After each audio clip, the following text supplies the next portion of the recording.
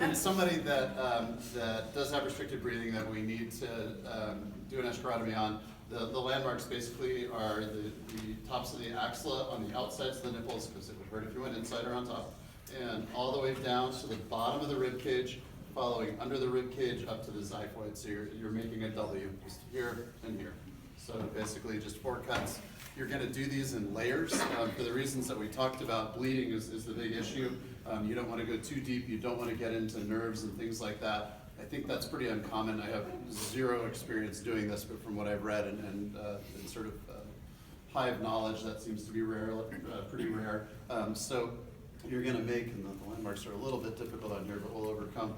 So you're going to make just sort of increasing depth incisions. So I'm going to go through the epidermis here. Hopefully I didn't just slice his nipple. And so I made just a little kind of a superficial cut. I don't have any splitting yet, and so I'm going to just deepen that up a little bit. And so as we've talked about a bunch before, the hardest part for you guys is just the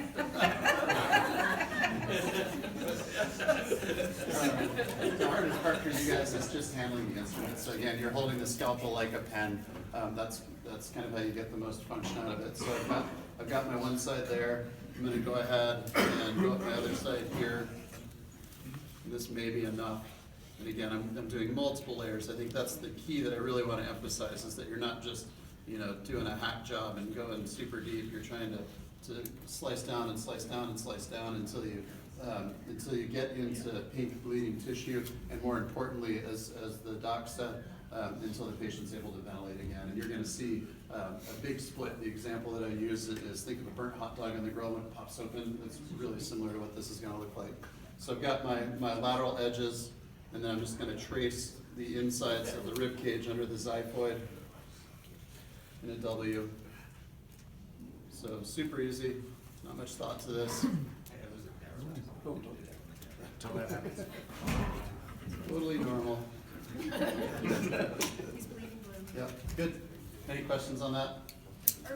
So we are connecting these, right? Yes. Okay. This is all contiguous. So think of it. This guy has a 1 foot long tourniquet all the way around his body that's compressing his chest. I need to release this plate of the tourniquet so that his chest can rise and fall. So these absolutely need to be connected. Next steps, if this didn't work, would be to go across the top, and then perhaps even a window under the nipples here, and then even considering going down here and here. Okay, but again, right now I'm just worried about the W. Probably we're never going to have to do this, crossing our fingers. But if you do it and need more ventilatory room, then you will have the option to do that. Okay, and then again, consider bleeding is going to be really significant. Opening up the bag of TXA or withdrawing some TXA from the bag, squirting it onto gauze, and putting that in a pressure fashion, packing it into the wound, not just kind of setting it on the wound, but actually filling the gap with it. Same with the 1 to 1,000 epi, 1,000 epi of gauze packed into the wound. Any other thoughts, Rob? No, that's good. Cool. So